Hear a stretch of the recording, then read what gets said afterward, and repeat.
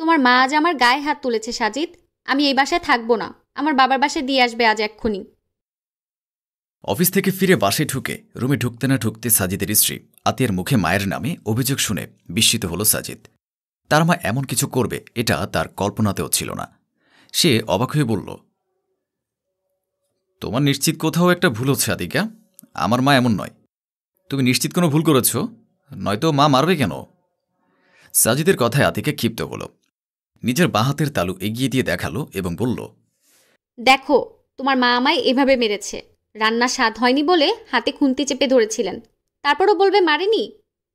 আতিকের হাত দেখে সাজিদের আর আতিকের কথা অবিশ্বাস করার জোর রইল না। সে কণ্ঠে বিস্ময় মিশ্রিত করে বলল, এটা আমারও বিশ্বাস করতে কষ্ট লাগছে আতিকা, যে আমার মা এরকম অত্যাচারী শাশুড়ি হবে। আমার মা সবসময় তো বলতো তার মেয়ে নেই, পুত্রবধূদের মেয়ের মতো আদরে রাখবে। এমন করবে ভাবতেও পারছি না আমি। তোমার ভাবার প্রয়োজনও নেই, বিশ্বাসও করো না। আমি পরের ঘরে মেয়ে কিনা আমায় তো বিশ্বাস করা যায় না। অত্যাচার করে মেরে রাখা যায়, দমিয়ে রাখা যায়। জানো, যখন এসব করছিল তোমার মা আমায় ধামকি দিয়েছিল যেন তোমায় না জানাই। জানালে তোমার অনুপস্থিতিতে আরও মারবে আমায়। এখন বলো, এই সংসারে আমার থাকা উচিত হবে? কথাগুলো বলেই আতিকা কেঁদে ফেলল। সাজিদ এগিয়ে আসলো, আতিকার দুগালে হাত রেখে সান্ত্বনা দেওয়ার জন্য বলল, কেঁদো না প্লিজ, আমি মায়ের সাথে কথা বলবো।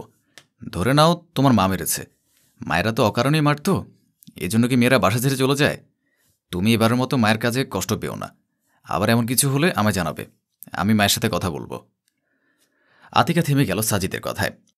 সে তো চেয়েছিল মায়ের সম্পর্কে সাজিদের কানে বিষ ঢালতে, কিন্তু ছেলে তো মা পাগল। থাক, একবারে মায়ের উপরে খেপিয়ে লাভ নেই, আস্তে ধীরে রাগানো যাবে। এরপর সংসার সে গুছিয়ে নেবে। আপাতত সাজিদকে রাগিয়ে আলাদা হওয়া দরকার। শাশুড়ি পেয়েছে একটা, সারাদিন একটুও বসতে দেয় না। সারাক্ষণ এটা করো ওটা করো। আছে দুই দেবর, তার দেবরদেরও ফরমায়েশ খাটে। একদম যাতা অবস্থা। এজন্য স্বামীর মনে তার মায়ের জন্য বিষ ঢালতে শুরু করেছে। কিন্তু একবারই তো সফল হওয়া যায় না, ধৈর্য ধরতে হবে অনেক। মনে মনে এসবই ভাবছে। সাজিদ আতিকার মাথায় হাত বুলিয়ে বলল, এখন ফ্রেশ হয়ে আসি আতিকা, তুমি ডাইনিং টেবিলে যাও। হাতের যে অবস্থা তোমার, কাজ করতে হবে না, আমি খাবার সাজিয়ে নেব, তুমি গিয়ে বসো।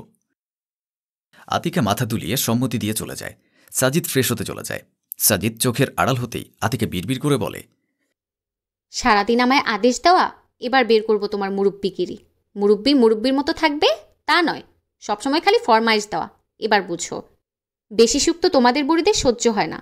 আগের যুগের মানুষ হয়ে সেই যুগ এই আধুনিক যুগে টেনে আনো, অসহ্য মহিলা একটা। এরপর সে চলে যায় ডাইনিং টেবিলে, বসে পড়ে চেয়ার টেনে। আতিকার শাশুড়ি মোমেনা বেগমই টেবিলে খাবার সাজাচ্ছিলেন। আতিকাকে দেখে উনি স্নেহমাখা কণ্ঠে বললেন, তোমার হাতের কি অবস্থা আম্মা?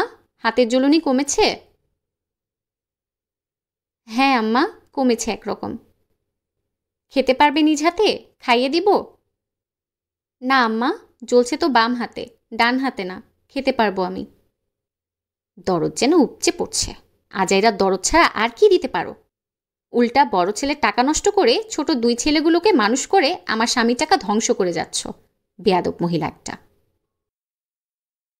আতিকার এসব ভাবনার মাঝেই সাজিদ, তার ছোট দুই ভাই মাহিদ আর আরিফ খেতে আসে ডাইনিং টেবিলে। মোমেনা বেগম সবার দিকে তাকিয়ে হেসে বসতে বললেন। এরপর নিজে সার্ভ করে দেন, দিয়ে নিজেও খেতে বসেন।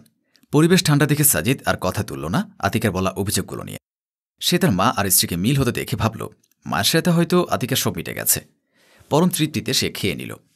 পরপর কেটে যায় এক সপ্তাহ। সাজিদ অফিস শেষ করে বাড়ি ফিরে রুমে এসে দেখে আতিকা শুয়ে আছে। সাজিদ আতিকার শিওরে বসে মাথায় হাত দিয়ে ধীর স্বরে ডাকে, আতিকা, এ আতিকা, কি হয়েছে তোমার? এত তাড়াতাড়ি শুয়ে আছো যে? আতিকা স্বামীর গলার স্বর শুনে সোজা হয়ে শোয়। সাজিদের দিকে তাকাই অশ্রু সজল হয়ে। আতিকার চোখে জল দেখে সাজিদ ব্যস্ত হয়ে পড়ে। ব্যস্ত হয়ে বলে, কাঁদছো কেন? কি হয়েছে বউ? আতিকা কেঁদে দেয়, কান্না স্বরে বলে, তোমার মা আজও আমায় মেরেছে সাজিদ, পিঠে মেরেছে। এমন জোরে মেরেছে যে পিঠের ব্যথায় আর খাটের সাথে পিঠ ঠেকাতে পারছি না। আমায় বাবার বাড়ি দিয়ে আসো, নয়তো আমার সংসার আমায় বুঝিয়ে দাও। আমার কষ্ট হচ্ছে ভীষণ। এভাবে রোজ রোজ মার খেয়ে সংসার করা যায় না। মানুষ মার খায় স্বামীর হাতে, সেখানে আমি মার খাচ্ছি শাশুড়ির হাতে। অদ্ভুত। সাজিদ আর নিজেকে আজ দমাতে পারল না। তার মা বেশি বেশি করে ফেলল। সাজিদ উঠার জন্য নড়তেই আতিকে হাত ধরিয়ে বসিয়ে দেয়। সাজিদ বসে ভ্রু কুচকে তাকিয়ে বলে, কি হলো, আটকালে কেন? মায়ের সাথে দুর্ব্যবহার করো না, শান্ত স্বরে বুঝিয়ে বলো। মা আঘাত পায় এমনভাবে বলবে না। আমি আলাদা হতে চাইতাম না, কিন্তু তোমার মেজো ভাই আমার দিকে ক্রুদৃষ্টি দেয়। আমায় একা পেলে ছোঁয়ার চেষ্টা করে। তোমার মাকে জানিয়েছি, এরপরও কিছু বলেননি উনি। আমার একা সংসারই ভালো, এই জন্য কেউ কিছু বলতে পারবে না, আমি নিজের মতন থাকবো। সাজিদ শান্ত হলো আতিকের কথা শুনে, শুধু আঘাত পেল ভাইয়ের কর্মকাণ্ড শুনে। সে বলল, মাহিদ তোমার সাথে এমন করে? জানি বিশ্বাস করতে চাইবে না, এজন্য এতদিন বলিনি, কিন্তু এখন সহ্যসীমা অতিক্রম করে ফেললো, এজন্য বলতে বাধ্য হলাম। সাজিদ মাথা নিচু করে নেয়। তার মা ভাইয়ের জন্য যে নারী তার ভরসায় এই পরিবারে পারে গেছে, সেই পরিবার তাকে অপমানিত করছে প্রতিপদে, আর সেই নারী তাকে মাথা ঠান্ডা রাখতে বলছে। অদ্ভুত, যাতে তার মা ভাই কষ্ট না পায়। সত্যি নারী জাতি পারেও বটে। সে হাত মুষ্টিবদ্ধ করে রাগ দমন করার চেষ্টা করে। চলে যায় ড্রয়িং রুমে, যেখানে মাতার বসে টিভি দেখছিল। সাজিদ যেতেই আতিকা শয়তানি হাসি হাসল। আগুন জ্বালানো শেষ, তাতে ঘি ঢালাও শেষ। এবার পালা দাউ দাউ করে জ্বলতে দেখা। সে আস্তে ধীরে উঠে ড্রয়িং রুমে আসে। আতিকের গায়ে এমনভাবে হাত তুললে মা, যে আমার সংসার আলাদা করার চিন্তা মাথায় আনতে হলো। তোমার মেঝো ছেলে আমার বউর দিকে নজর দেয়, জানার পরও তুমি চুপ থাকো কেন? কেমন মা হচ্ছ দিন দিন? এই তুমি ঘরের বউকে মেয়ে করে রাখতে চেয়েছ? মোমেনা বেগম ছেলের কথায় আকাশ থেকে পড়ল। অবাক হয়ে বললেন, আমি কখন বৌমাকে মারলাম? আর মাহিদ কখন তার গায়ে হাত তুলল, নজর দিল? মাথা ঠিক আছে তোর? তাহলে আতিকা কি মিথ্যা বলছে? বাহ ভাইয়া, বউয়ের কথায় মায়ের সাথে চিৎকার করতে নেমে গেছিস। সত্যিটা জানার চেষ্টাও করলি না।